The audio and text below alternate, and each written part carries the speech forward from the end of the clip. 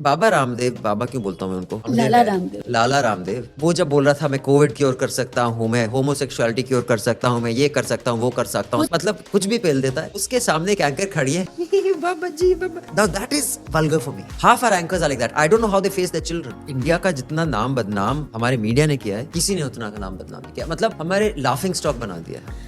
हमारे सबसे अभी रीजनेबल रिलेशंस हमारे पूरे एरिया में तालिबान के सिर्फ साथ। तालिबान से। ना नेपाल से, ना बांग्लादेश से, ना श्रीलंका से, पाकिस्तान तो छोड़ ही दीजिए, ना चाइना से। ये जब ट्रम्प के लोकलाइक से मिली, आई थिंक वो आज तक की कोई एंकर थी। What do you think of Modi ji? वो एक तो आप क्यों एक्सेंट में बात कर रहे हो यार? और स्लेव मेंटालिटी वो दूसरों को बोलेंगे। स्लेव मेंटालिटी आपको देखनी है शिवाजी, और मैं ऑडियंस को बता दूं, कोई भी ह्यूमन बीइंग एग्जैक्टली सेम सबसे नहीं बिहेव करेगा। जैसे मैं आपसे बात करूंगा अपने, मैं बचपन के दोस्त से वैसे नहीं बात करूंगा, लेकिन कितना वेरिएशन होगा। ऐसा तो नहीं कि उनके मैं ऐसे ही पड़ जाऊंगा और ऐसे ऐसे बात करूंगा, दूसरे बात करूंगा कुत्ते के बच्चे, मतलब इतना भी नहीं होगा, थोड़ा वेरिएशन होगा। अगर आपको स्लेविश मेंटालिटी किसी की देखनी है, आप देखिए बंदा कितना वेव करता है। मतलब ऐसा है कि जब वो इंटरनेशनल लीडर से मिलता है तो ही करके ऐसे करता है, और जब अपने लोगों से मिलता है तो ऐसे मिलता है। स्लेविश मेंटालिटी देखिए, वो देखिए। स्लेविश मेंटालिटी देखनी है आपको, ये देखिए एंकर जब अपने बॉस से बात करता है कैसे बात करता है, और जब अपने एक पैनलिस्ट जो किसी दूसरे विचारधारा धर्म या कैसे बात करता है, आपको तब देखिए स्लेव मेंटालिटी। स्लेव मेंटालिटी वो होती है जो अपने आका से बहुत अदब से बात करती है, और जिसको आप अपना आका नहीं मानते उससे बहुत ही नीचता से बात करती है, वो दिखाती है स्लेव मेंटालिटी। ये एंकर जो सूट में अपनी भद्दी सी शक्ल लिए हुए बताते हैं कि अरे ये फ्रीबीज, अरे मेरी जान तेरी सैलरी भी फ्रीबीज से आ रही है। तब तू अपने रेवेन्यू में चेक कर, सरकारी पैसा कितने एड्स दे रहा है, पीएसयूज कितने एड्स दे रहा है, लेकिन क्योंकि तेरी सैलरी है तब फ्री भी नहीं है, लेकिन किसी गरीब के पास जाए तब फ्री भी हो गई। I think patriotism was a virtue in a time when we did not have the vocabulary or the means of communication to crystallize or determine for ourselves our values. Our nation will decide our values. If I am in Nazi Germany, it is my patriotic duty to be a Nazi. Bharat में सिर्फ हिंदू ही होना चाहिए। तो क्या patriotism वही है कि हम वो मान लें? आपका वैल्यू सिस्टम क्या कहता है? फौज को कभी कुछ मत बोलो। आधे ये चोमू फौज के बारे में कुछ जानते नहीं, ठीक है? हम फौजी बच्चे हैं, हमारे बाप फौजी थे। मैं जानता हूँ क्या होता है फौज में। कभी आरएनआर हॉस्पिटल जाओ, लोधी रोड पे जहाँ पर इनके मेडिसिन मिलती है, जाके देखो रिटायर्ड जनरल कैसे दर दर भटक रहे होते हैं, तब आपकी पेट्रियटिज्म कहीं नहीं होती। I do not believe patriotism is a virtue for an evolved species. It is a virtue for a slightly primitive species. अभी जम्मू एंड कश्मीर एक मेडिकल कॉलेज बंद किया गया, और वो बंद किया तो कुछ सैफरन चिल्ला दिया, कॉलेज बंद हो गया। फिर एक और वीडियो अभी स्कूल को तोड़ के खत्म कर दिया, हालांकि उसने सब उसको मदरसा कहा जबकि वो स्कूल था, और उस पर बड़ी खुशी में। हम अभी एक ऐसे दौर से गुजर रहे हैं जहां ऐसे लोग जो बोलते हैं कि इंडिया ने दुनिया को इंटरनेट दिया था महाभारत के टाइम में, अगर आप पूछ लीजिए कौन सी डेट थी, वो उनको आइडिया नहीं है। जो बोलते हैं कि पुष्पक विमान हमने बहुत पहले कर दिया था, जो बोलते हैं प्लास्टिक सर्जरी हमने श्री गणेश के टाइम से कर दी थी, वो है सेलिब्रेट। और हम कॉलेजेस और स्कूल्स को तोड़ के और बंद करके खुश हैं और ताली बजा रहे हैं, और ये मुद्दा नहीं है मीडिया के लिए। That civilization, that society is at a very advance stage of rot. ये जो आपको हम हमारी बातचीत ठीक ठाक हो रही है, आसपास मोर और लेस नॉर्मल लग रही है चीजें, don't be fooled by that. We are at a very advance stage of rot.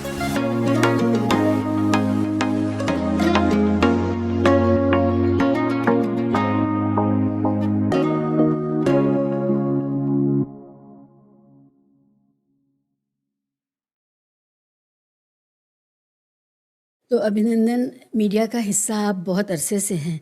अभी जब मीडिया की कमेंट्री ताकेशी कैसल्स की कमेंट्री की तरह होती जा रही है, आपको कैसा लगता है इसका हिस्सा होने में? और इसी के साथ साथ आज की बातचीत मैं इस पर करना चाहती हूँ कि जो बेस्ट प्रैक्टिसेस मीडिया की हैं, जो कोड ऑफ एथिक्स है, क्या वो सिर्फ एक पर्सनल चॉइस रही हमेशा, या कभी कुछ था, या कुछ लोगों को सिखाया तो गया था लेकिन वो भूल गए हैं? क्या हो रहा है अभी? Shiva ji, first of all thank you so much. फिर आपके स्टूडियो आया हूँ, it's always a pleasure talking to you.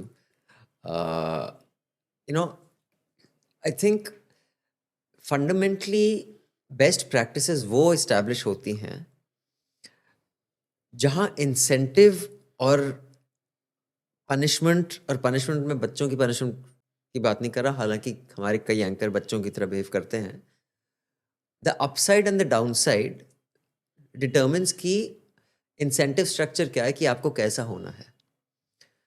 तो ये ब्रॉडली 2 या 3 स्ट्रक्चर्स हैं जैसे डिसाइड होता है कि क्या कॉन्डक्ट होना चाहिए न्यूज़ या क्या कहते हैं एंकर्स का, या प्लेटफॉर्म्स का बेसिक क्या आप अलाउ करते हैं क्या नहीं करते। जैसे कि अभी आपने देखी होगी एक इंटरनेशनल चैनल ने एक एडवाइजरी भेजी अपने सारे एंकर्स को कि भाई वेनेजुएला में जो हुआ है उसको हम इन्वेजन नहीं कहेंगे, हम कहेंगे यूएस हैज़ ऑक्यूपाइड और टेकन ओवर, लेकिन इन्वेजन वर्ड नहीं यूज़ करेंगे। तो I am not talking about whether that's a good thing और a bad thing, I personally think that is ridiculous कि भाई आप उसको इन्वेजन नहीं बुलाएंगे। लेकिन ये बोल रहा हूँ, या तो अगर एक ब्रॉड कंसेंसस चाहिए है, या तो मार्केट रिवॉर्ड करता है उससे, या एक जैसे कि ऑर्गेनाइजेशंस बनी हैं, ब्रॉडकास्टर्स की एक ऑर्गेनाइजेशन बनी है, गिल्ड्स वगैरह हैं, वो डिसाइड करती हैं हमारे जो मेंबर्स हैं उनको ये फॉलो करना है, या फिर मार्केट डिसाइड करता है कि जो ऐसे बिहेव करेगा उसको इस तरह का रिवॉर्ड मिलेगा, ऐसे बिहेव करेगा उसको इस तरह का रिवॉर्ड मिलेगा। जैसे कि जब ये मीडिया चैनल शुरू हुए थे, एक बहुत क्लियर डिस्टिंक्शन था किस किस्म के एडवर्टाइजर्स इंडिया टीवी पे एडवर्टाइज करते हैं और किस किस्म के एडवर्टाइजर्स एनडीटी पे एडवर्टाइज करते हैं। अब अभी मैं उनके जर्नलिज्म क्वालिटी वगैरह की बात नहीं कर रहा, मैं बस एक आपको एग्जांपल दे रहा हूँ कि कॉमर्स को अगर आप इकोनॉमिक्स को डिसाइड करने दें तो वो चुड़ैल आई, एलियंस गाय को उठा के ले गए, सांप ने नेवले को निगल लिया और यहाँ पर चढ़ के वो ऐसे बन गया, इस किस्म के जिसको कहते थे चुड़ैल और चूहों की कहानियाँ जो इंडिया टीवी दिखाता था।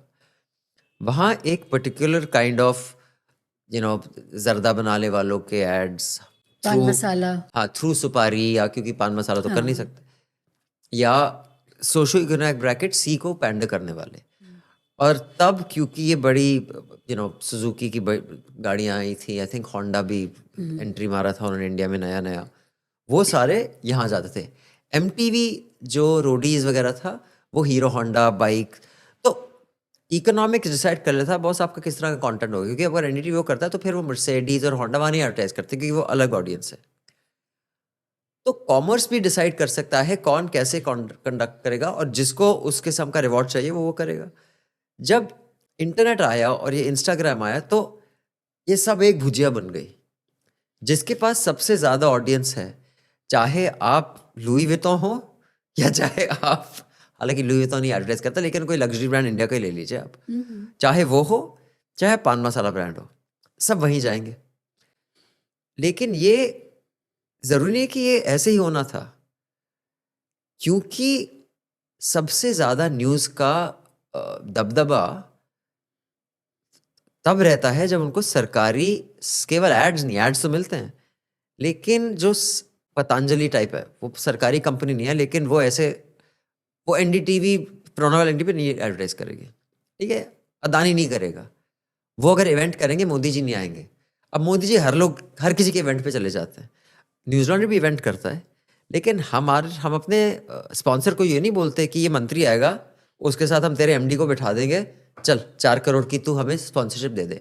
मैं आपको बताऊं जो ज़्यादा सब स्पॉन्सरशिप वो इसलिए ताकि हमारा एमडी इस मिनिस्टर के साथ कुछ बात कर सके, उस मिनिस्टर के साथ बात कर सके। तो सरकारी इंटरफेरेंस ने मार्केट भी वॉप कर दिया है। ऊपर से ये एनबीएस से जो भी है ये खुद ही अपने मेंबर्स पर फाइन लगाते हैं, मेंबर्स कभी फाइन देते हैं कभी नहीं भी देते, लेकिन they continue the same thing. अब वो जो सिन्हा करके लड़का है जो सुशांत सिन्हा, उसके शो पर नेटवर्क 18 का एक शो है, उस पर एक फाइन लगा था, वो फाइन भी दे देते हैं लेकिन चलते रहता है, क्योंकि फाइन कितना होता है 50,000 1 लाख, ऐसा नहीं होता, ज्यादा नहीं सुना। तो मतलब या तो 8 करोड़ का फाइन करो, देखो सब everyone will fall in line. तो बेसिकली शॉर्ट आंसर ये है शिबा जी, जब तक लीडरशिप, हम कितना ही बोल रहे हैं हमारे मार्केट कैप्टिव नहीं है, फ्री मार्केट है, ये है वो है, ऑटोनमस है, जो रूल्स बनाते हैं वो आपकी सरकार ही बनाती है, और उस रूल्स के दायरे में हम खेल सकते हैं समवॉट। अब जब उन्होंने ये इंसेंटिव स्ट्रक्चर बना दिया कि जितनी आप बेवकूफ़ी करोगे उतना आपको रिवॉर्ड मिलेगा, तो there is no incentive left to do the right thing as far as the commerce of news is concerned. Putin की विजिट में एक सवाल आया कि रेट करिए कि हमारा बेस्ट प्राइम मिनिस्टर कौन सा है, आपको कौन पसंद है, और पुतिन ने उसका ठीक ठीक जवाब भी दे दिया। तो सवाल ये है कि इतना गिरावट की तरफ जब हम चले गए हैं तो पुतिन को भी ये समझ में आ रहा होगा कि ये टॉप डाउन चल रहा है, जैसा अभी आपने एक्सप्लेन किया कि हमारी पॉलिटिकल लीडरशिप और पॉलिटिकल क्लास ये तय करता है कि मीडिया किस तरह बिहेव करेगा। तो ये बात तो उनको भी समझ में आती होगी। तो क्या क्या इम्प्रेशन रहा होगा? मतलब मैं दंग रह गया जब मैंने वो देखा कि पुतिन को बताना पड़ा एंकर को, यार this is a indecent, it's an indecent, it's a vulgar question. या जितनी वल्गैरिटी है ना, वल्गैरिटी केवल सेक्सुअल वल्गैरिटी नहीं होती कि इनका वल्गैरिटी का नाम साइकोफेंसी की भी होती जितने है। वल्गर हमारे एंकर्स हैं, यस, मतलब आप बताइए, at least the world I grew up in, अगर ये एंकर देख ले, एटलीस्ट मेरे सोशल सर्कल में कोई ये नहीं बोलेगा कि अपने बच्चे को जाओ उन अंकल के साथ बैठो, अगर वो कहीं दिख गए पार्टी शादी में जैसे, यार उनसे दूर ही रहो। यस, इतने वो वल्गर हैं वो लोग, जिस तरह जिन जैसे बात करते हैं, उनको लगता है कि सिर्फ जिनको हम अंकल टाइप लोग, हम जैसे जिसको नॉन वेज बोलते थे ना, नॉन वेज शब्द उससे वल्गर होता है। That is the least important aspect of vulgarity and decency. Exactly. It is your conduct. और वो जो प्यूरिन कंट्री है, वो छोड़िए, इंडिया टुडे की मालिक कैसे वो फुदक रही थी, अरे प्यूतिन, मतलब मुझे तो इतनी शर्म आई। मैं किसी एक टाइम में इंडिया टुडे के लिए काम करता था जी, मतलब इतने आप गिर गए हो, आप इतने घटिया लोग बन गए हो जी, कि आप उछलने लगती हो कि उसने आपसे बात कर ली, और that is the show about the show is the show. Yes, So that is where we are in, and that is what is being rewarded. That is very important. अगर कल कोई फिगर ऑफ अथॉरिटी बोले, छी ऐसे होते हैं पत्रकार, अगले दिन से ये सीधे हो जाए, क्योंकि इनकी ये स्लेव मेंटालिटी बोलते हैं ना कि भाई लिबरल्स की स्लेव मेंटालिटी है, और सबसे बड़ी स्लेव मेंटालिटी आपकी है। आपको कल डांट दे आपका पॉपो, आप यों वही करोगे जो वो बोलेंगे, क्योंकि इनको इन्फ्लुएंस करना बहुत आसान है। इनकी आवाज कहाँ थी यूपीए के दौरान? यूपीए के दौरान पुलिस किसके ऑफिस आई थी? न्यूजीलैंड के ऑफिस आई थी, आपके ऑफिस नहीं आई थी, क्योंकि तब भी आप कंप्लाई कर रहे थे, अब भी कंप्लाई कर, आगे भी कंप्लाई कर रहे। आपकी औकात ही कंप्लाई करने की है।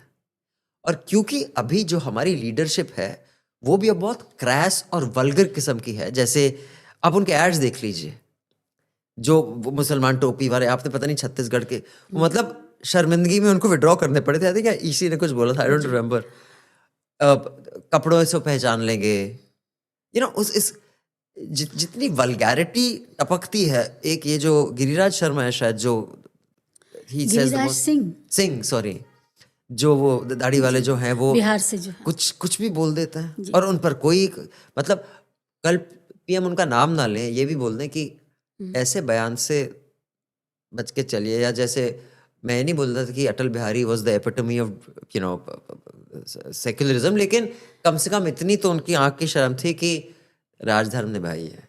और पीछे उनके एक बंदा था तो फुदक के बोले, भाई तो निभा रहे हैं, पता नहीं कौन था वो, लेकिन इतना भी एक इंडिकेशन हो जाए ना, लोग थोड़े संभल जाते हैं। लेकिन आपका इंसेंटिव स्ट्रक्चर ही ऐसा है। अगर मैं एक मीडिया मालिक होता, बस मैं सीईओ हूं, और हालांकि मैं कंप्लीट कंट्रोल नहीं है, हमारा भी बोर्ड है, लेकिन जिस किस्म की मीडिया की दुकानें ये लोग चला रहे हैं, फुल कंट्रोल है। अगर मैं मीडिया मालिक होता और मेरा कोई एम्प्लॉय सुशांत सिन्हा की तरह बिहेव करता, मैं तो ना तो अब शक्ल दिखाने लायक रहता अपने सर्कल्स में, मैं तो बोलता इसको साइड हटाओ, लेकिन इनको रिवॉर्ड किया जाएगा, he'll get a better slot। अब अर्नब जो मालिक है वही ऐसा हो तो क्या कहते हैं, हर शाख पे उल्लू बैठा है, अंजाम गुलिस्तां क्या होगा। That is the situation where in. You reminded me of this Arnab thing also, जो उन्होंने अभी किया। इन्फोसिस के चेयरपर्सन बैठे हैं नारायण मूर्ति, और अर्नब बता रहे हैं कि when I landed from London to Bangalore, I felt that I am coming back from a developing country to a developed country. आप ये सबसे बुरी बात वहाँ पर ये थी कि वो जो इन्फोसिस के चेयरमैन थे वो नोट कर रहे थे इन एफर्मेशन। वो जो बहुत पढ़ी लिखी जेंट्री सामने बैठी हुई थी, it was a conclave kind of setup, उसमें कोई भी गरीब अनकूथ आदमी नहीं था, वो सारे बहुत सूटेड बूटेड लोग बैठे थे, who is who of socialites, वो सब भी ताली बजा रहे थे। हम लोग किस तरह के डिल्यूजन में हैं, हम जान रहे हैं कि वो झूठ बोल रहे हैं, जो जिनसे झूठ बोल रहे हैं वो भी जान रहे हैं कि झूठ बोल रहे हैं, और जो सुन रहे हैं वो भी जान रहे हैं कि ये झूठ है, और तीनों लोग मिले हुए हैं आपस में। ये किसको बेवकूफ़ बना रहे हैं ये लोग? तो एक चीज आपने गलत बोली, वो अमीर थे। ऐसा नहीं है कि वो अमीर नहीं और अनकूथ नहीं थे। वो अमीर थे लेकिन अनकूथ भी थे। वो लिटरेसी और education is not an interchangeable concept. Media के वो ही लोग थे वो ज़्यादा। लिटरेट तो अनकूथ थे। वो अमीर जरूर होंगे लेकिन अनकूथ थे। इतने सारे अमीर लोग हम सब जानते हैं जो अनकूथ हैं। तो एक तो I mean I think it's unfortunate, लेकिन ये अभी मैंने एक रिसेंटली इंटरव्यू किया था हमारे पॉडकास्ट पे। एक वो चीफ मार्केटिंग ऑफिसर हुआ करते थे अपोलो टायर्स के, तो उन्होंने एक किताब लिखी है। तो मैंने उनसे पूछा टर्न अराउंड स्टोरी की, कैसे मार्केट लीडर बन गए वो फ्रॉम। तो उन्होंने बताया था कि no old man has ever built an amazing project. He says basically मैं हर leadership position down the road मैं एक किसी यंगस्टर को डालता था। He says, चाहे आप अलेक्जेंडर को देख लीजिए, उन्हें Akbar when he got power, when Ashoka, मतलब हिस्टोरिकली उन्होंने कई गिना दिए। जब भी कोई मेजर चेंज हुआ है वो किसी ओल्ड मैन से नहीं हुआ है। Okay. I am not saying कि भाई भाई आप और मैं भी बूढ़े होंगे किसी दिन, बिल्कुल। और आई होप कि तब मैं सठिया के बकबक ना करूं, और अगर करूं तो कोई जवान लड़का बोले बुढ़े चुप बैठ। मैं चाहूंगा मेरा ये हाल हो तब। Either I should have the wisdom to shut up and not jeopardize the lives of youth because I am clinging to relevance in my old age. Most old people are clinging to relevance. आप चाहे politics में देख लीजिए, showbiz में देख लीजिए, showbiz में सबसे ये दिखता है। जी। जैसे ही आपका सूरज ढलने लगता है, आप रेलेवेंस के लिए कुछ भी अनापशना बोल देते हैं। चाहे आप 15 साल पहले मनमोहन जी का मजाक उड़ाते थे, आप सुपरस्टार हैं, आज आप उनके चपरासी बने फिरते हैं, लेकिन अपने सर्कल में आप बिग सी, बिग डी, बिग बी जो भी हैं, लेकिन आप अपनी हैसियत दिखा देते हैं जब आप पावर के सामने होते हैं। तो यंग लोग भी चापलूस होते हैं, लेकिन मुझे लगता है यंग लोगों में रिबेलियन ज्यादा होता है। तो जो बहुत एजड इंडस्ट्रियलिस्ट हैं जिन्होंने अपना इनिंग्स खेल लिया, जो करना था कर लिया, अब उनको बस चाहिए कि बस मुझे डिस्कम्फर्ट ना हो। जो हासिल किया उसको एंजॉय कर सकूं। हाँ, तो इसलिए अगर कोई कुछ बोले, और I don't even expect them to rise in rebellion. I mean my expectations from people beyond a certain age are not high, which is fine. आपने अपने प्राइम में कर दिखाया जो आपने करना था और बहुत बढ़िया किया, good. I will not take you seriously anymore, but I will not condemn you either. I think Mr. Murthy falls in that category. He did a fantastic job. He made a lovely, IT success story. People have different views कि भाई ये it was not cutting edge IT. आप basically back end data entry कर रहे थे, back end आप Walmart के Coolidge को ऑर्गेनाइज किया था आपने। तो मैं whether that was his fault और हमारी जो basic strategic thinking as a nation थी, मैन्युफैक्चरिंग आप बना नहीं पाए तो आपने सर्विसेज में ज़्यादा, बेंगलोर में, हैदराबाद में आपने सब्सिडीज़ दे दी। आप मैन्युफैक्चरिंग में ना आप सब्सिडीज़ दे पाए, ना आप एक कंपेटिटिव एनवायरनमेंट क्रिएट कर पाए, और रेड टेप इतना था, कोई फैक्ट्री सेटअप ही नहीं करना चाहता था। बिजली, पानी, लेबर, ये बर वो जो, तो वट एवर द रीज़न, ठीक है, आपने कर दिया। फॉर एग्जाम्पल लता जी को ले लीजिए। I think she was an amazing person, and I've interviewed her जब मैं न्यूज़ ट्रैक में होता था in the 90s. आप राज्यसभा सीट लेके बैठ गई। You are not going to contribute in any meaningful way, and you did not contribute in any meaningful way. So many of them. Mr. Tata, I think was a great man. All these people. So my expectations from people beyond a certain age are not high. यहाँ मैं इनसे एकदम I agree completely with our great leader. 75 के बाद किसी को position नहीं, you have nothing valuable to To contribute other than giving us मार्गदर्शन। तो आप मार्गदर्शन दीजिए मार्गदर्शक मंडल में बैठ के। मैं तो I think that's a fantastic idea. अब वो फॉलो करे ना करे, अपने लिए करे ना करे, वो अलग बात है।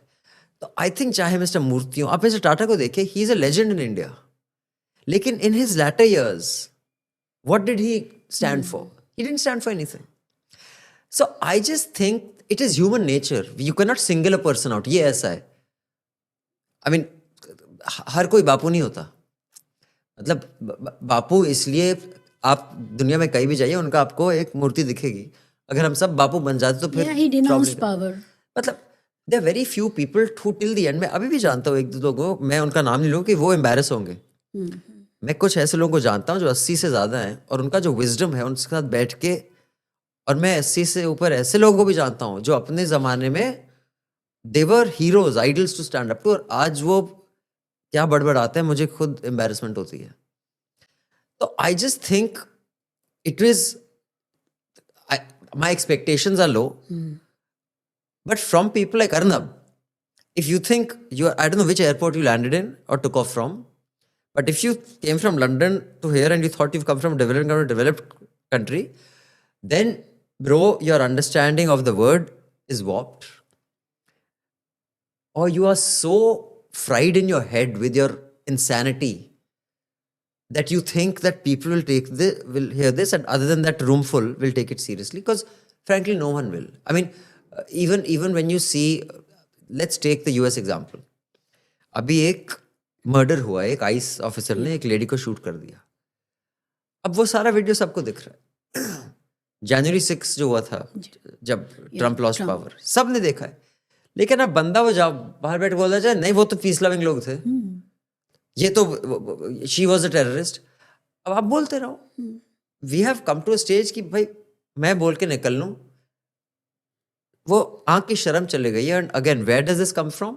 This comes from what kind of leadership incentivizes कि भाई ये जो इंसेंटिव्स हैं डिजायरेबल, और ये जो चीजें हैं ये हैं अनडिजायरेबल। यानी कि जो जब हम बड़े हो रहे थे और हम जर्नलिज्म में आ रहे थे 90s में, उस वक्त जो डिसेंसी थी जर्नलिज्म में, और यही अर्नब गोस्वामी थे उस वक्त जो काम कर रहे थे और डिसेंटली काम कर रहे थे। तो ये सारा का सारा उनके चैनल की एक बात थी कि वहाँ की जो एथिक्स थे, जो नॉर्म्स थे, जो कोड ऑफ कंडक्ट था, ये उसकी बात थी सिर्फ। यानी अगर वहाँ पर उस वक्त अलाउ किया जाता, जैसे उस वक्त भी इंडिया टीवी पर जो चल रहा था, जैसा कि आपने कहा, और एनडीटीवी और इंडिया टीवी का यही फ़र्क था ना जी। तो ये सिर्फ टॉप डाउन वाला मामला है। हमेशा आप ये इट वॉज देखिए, प्रणव रॉय इम्पैक्ट।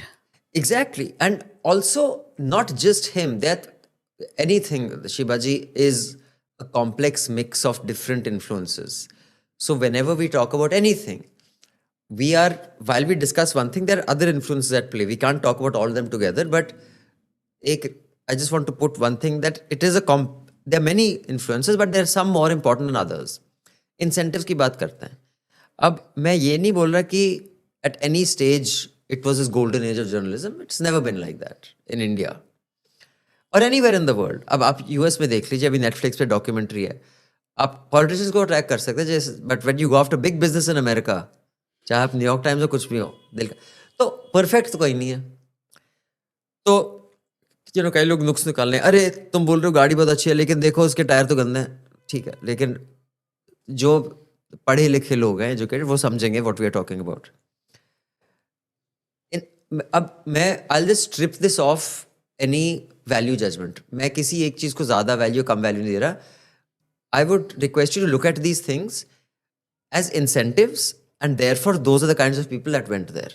दूरदर्शन, शम्मी नारंग जी, मैं बहुत पसंद करता हूँ उनको, उनके साथ मैंने काम भी किया, उन्होंने न्यूज लॉन्ड्री में हमारे साथ एक शो भी किया है।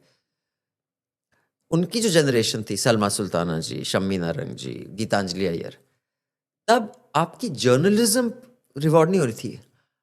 आप कितनी अदब से, क्लैरिटी से और तमीज से एक स्क्रिप्ट पढ़ सकते थे, that was the mark for success.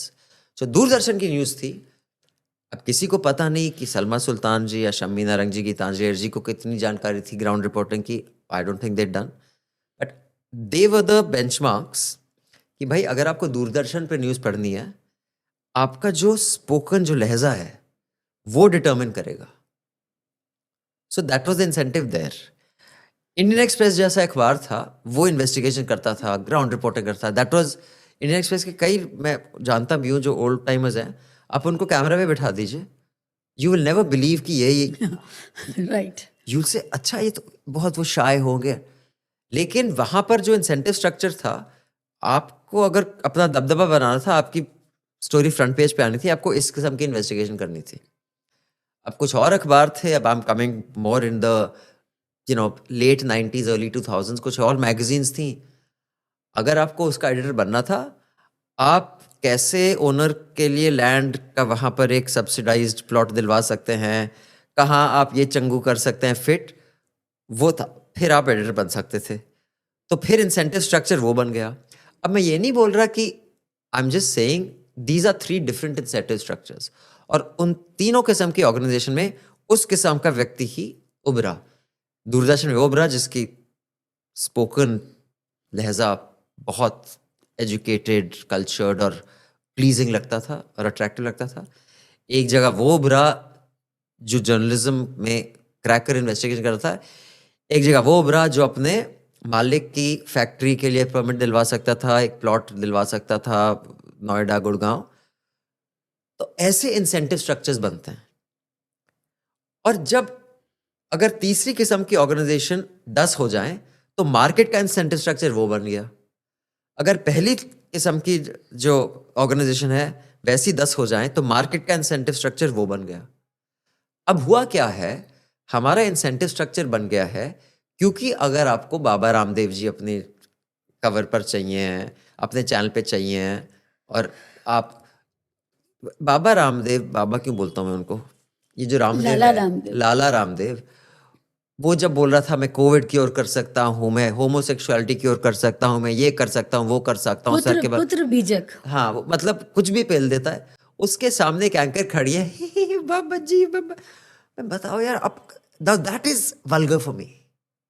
Absolutely. आप बहुत ही, you are very well dressed, you are well made up, you are talking well, but you are a manifestation of vulgarity because you have nothing to offer my child who is sitting there saying, look, this is what you can learn from this person. Look away. You can learn nothing from that person. That person is going to teach you everything that's wrong. Half our anchors are like that. I don't know how they face their children. And I don't know how they'll face their children when they're old enough to watch their parents on YouTube. को ऐसा तो नहीं है हमारे ज़माने में, हमने जो बोला उन दिनों ना तो फ़ोन्स होते ना, इतनी बेवकूफ़ियाँ करी. जब मैं 20, 21, 22 साल का होता था, अगर ट्विटर होता और मैं वो लिख देता, मतलब we had very ridiculous, idiotic, immature thoughts. But luckily, Madhu Trehan did not put us in front of the camera and say, अब चल पे ये thoughts. She'd say, चुप पढ़ के आ, कुछ सीख, फिर वापस आना यहाँ. अब अगर आप उस किस्म की भद्दी सोच लाओगे तो बोले अरे यार ये तो गोल्ड माइन है, चलो कैमरा लगाओ, चल पेल दे. तो ये बन Virality गया. is the हाँ, keyword. that is so. I think that is what I'm saying about incentive structures have changed, and as long as these incentive structures remain what they are right now, I don't think anything different will emerge. इसमें एक चीज़ ये हुई है कि अगर आप nationalism के नाम पर कुछ वल्गैरिटी करते हैं तो ऐसा लगता है कि आपने कोई अच्छा काम किया, गुड वर्क किया है. पर्टिकुलरली जो एंकर्स हैं, आप देखिए उनका उछलना कूदना, उनका पूरी बात करने का लहजा, जब खासकर अभी पाकिस्तान वाला कॉन्फ्लिक्ट हो रहा था आपने तब देख लिया, अभी पुतिन वाले मामले में भी उनको शर्म नहीं आई, उनको लगा नहीं कि उनसे कुछ गलत हुआ है. यहाँ तक कि पूरा जो काम डिप्लोमेसी का है वो काम वो करने लगे हैं. एंड बहुत डैमेज करने लगे हैं. मैं आपको बताता हूँ कि मतलब आप कई डिप्लोमेट से बात कीजिए, वो बोलते हैं कि मतलब जितना आप देश का नुकसान, हमारी इज्जत का नुकसान हमारे मीडिया ने किया है, किसी पॉलिटिशियन ने इतना नुकसान नहीं किया. बिल्कुल. मतलब this it, you know, sometimes our ambassadors watch and they are like really this is a mainstream channel. Number 1 so called.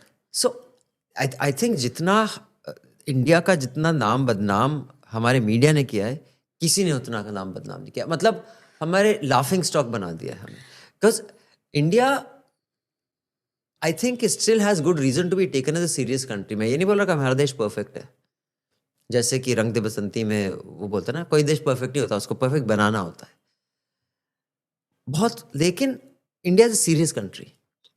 It is a country that has stayed together with different problems, and now with SIR and the election commission behaving in a really disgraceful way, we have more or less stayed closer to democracy than a dictatorship. I'm not saying we are हम तो democracy है, फिर आप ये बोल रहे हो कि भाई हम तो यार बूथ कैप्चरिंग भी हुई है, यहाँ वोट रिगिंग भी है, बहुत कुछ हुआ है, but we are closer to the democracy spectrum than we are to in a neighborhood which has gone closer to this side than this side. Economically, we are not perfect. I mean, there is crony capitalism बहुत, but we are a country that can be taken seriously. Boss, this is the first time I'm seeing, for a variety of reasons, that people are saying, can we take it seriously as a country? And the media is the number one reason for that. मैं तो सीधा बोलता हूँ, जो हमारा main stream media है, उसी ने इंडिया का नाम इंटरनेशनली बदनाम करके रखा। नेचुरल डिज़ास्टर्स में जब कोई एड हम भेजते हैं, नेपाल में इतना एंटागोनिस्टिक माहौल है, क्योंकि इंडियन मीडिया ने जो कुछ भी हमने यहाँ से एड भेजी थी, that was between the two nations, उस मीडिया ने उसका पूरा कैश कर लिया उसको, और वहाँ पर उनको इस तरह पेश किया जैसे वो भिखारी लोग हैं, बेचारे लोग हैं। और अब वहाँ पर एक हिंदू की लिंचिंग सुना है मैंने, हो गई है। हॉस्टिलिटी जो होती है, हॉस्टिलिटी इतनी बढ़ गई है, और ये मीडिया की देन है। भारत सरकार ने इतना नहीं किया कुछ, जितना मीडिया ने किया। आप सोचिए, अगर हम नेपाल को इतना अपने खिलाफ कर सकते हैं, तो बाकी पाकिस्तान, बांग्लादेश तो छोड़ ही दीजिए। तो ये हालत है।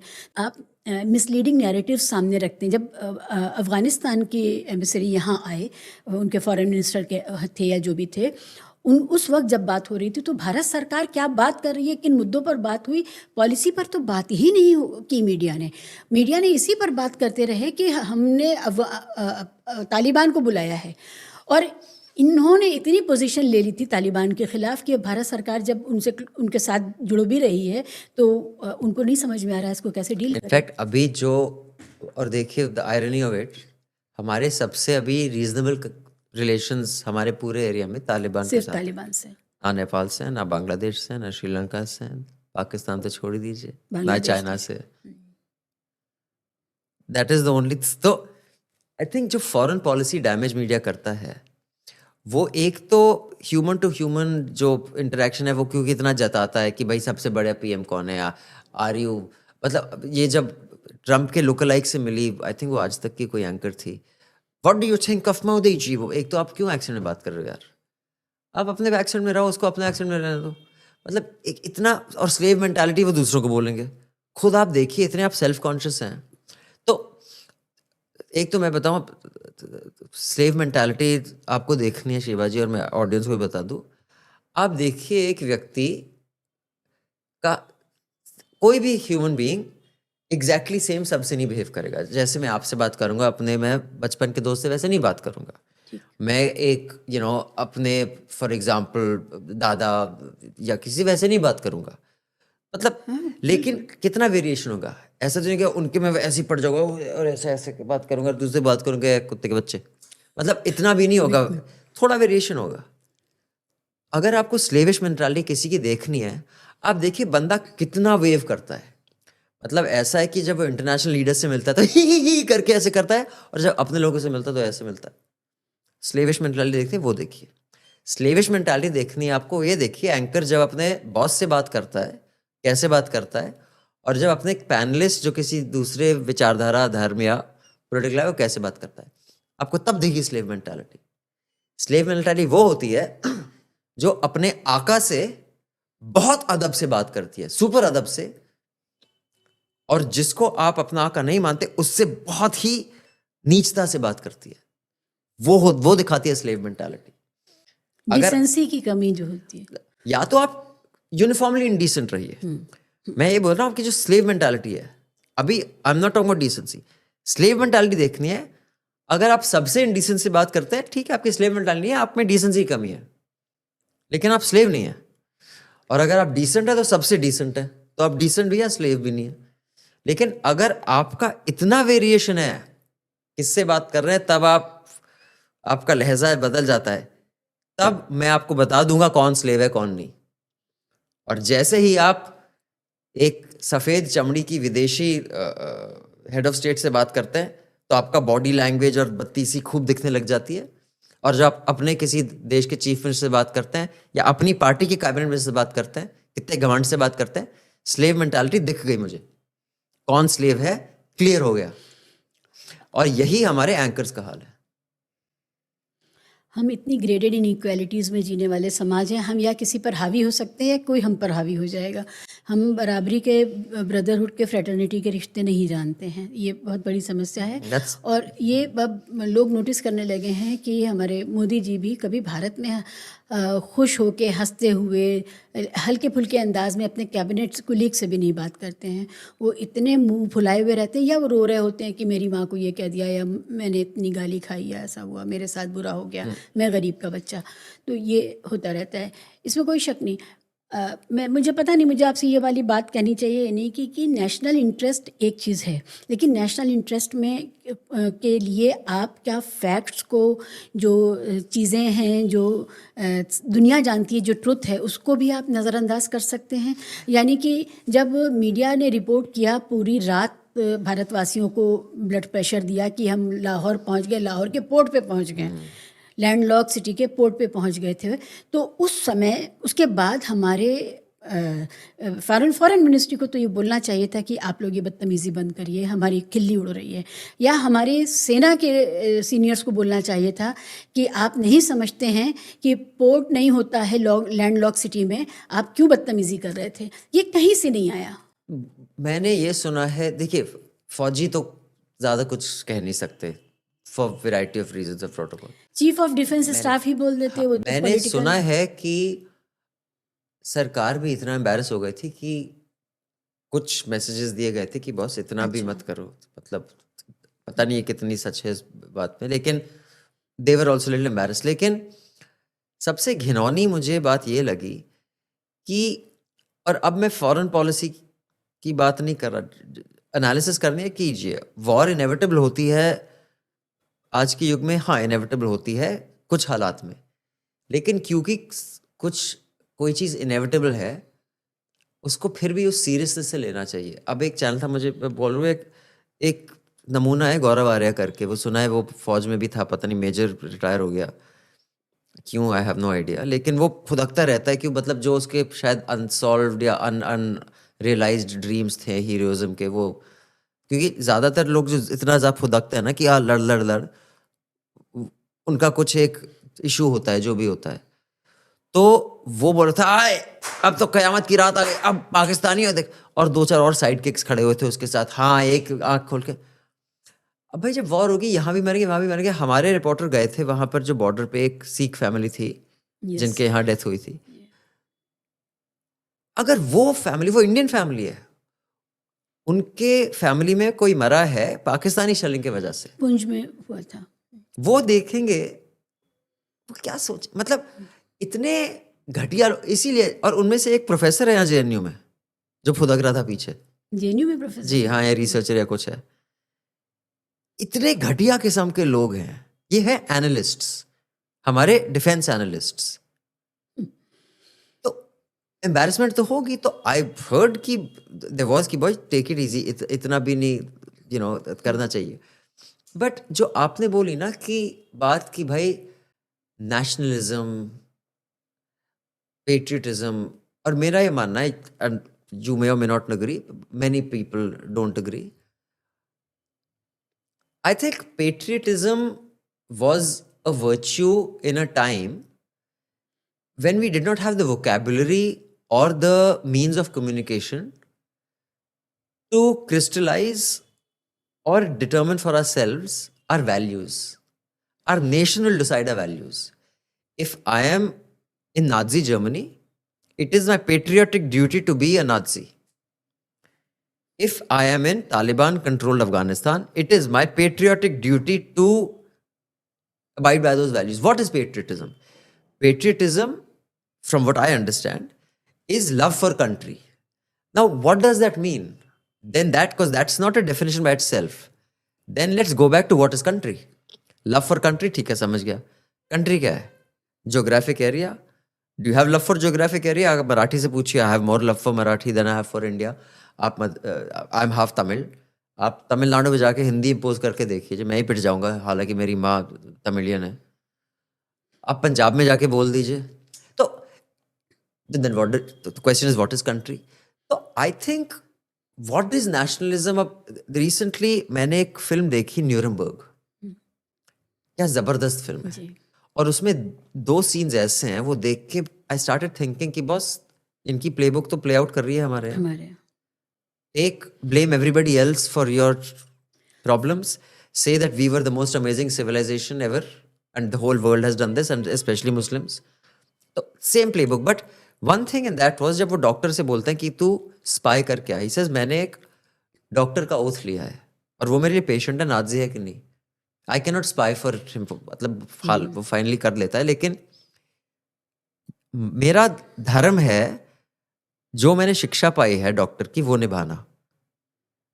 सेम थिंग जब भी होती है भाई, एक डॉक्टर ने एक टेररिस्ट को क्यों ट्रीट किया, डॉक्टर ने बोला कोई अगर मेरे आएगा उसका जान बचाना मेरा धर्म है। अब अगर वो टेररिस्ट हुआ और उसने जान बचा दी उसकी, इज ही पेट्रियटिक और नॉट, आई डोंट नो। अभी मैं एक डिस्कशन देख रहा था कि वेनेजुएला पर जो अटैक होने वाला था, अपेरेंटली 2 अखबारों को पता था इसका, और उन्होंने रिपोर्ट नहीं किया क्योंकि हम उनके क्या कहते हैं ट्रूप्स को फिर खतरा था, क्योंकि अगर रिपोर्ट करते कि India America is about to attack Venezuela तो मडूरो तैयार हो जाता, चौकन्ना हो जाता, और बोले वाह वाह वाह बहुत अच्छी बात है। I mean I still haven't completely clarified in my head what I think of this, but अगर आप एक पत्रकार हैं, आपका धर्म है सच्चाई सामने लाना।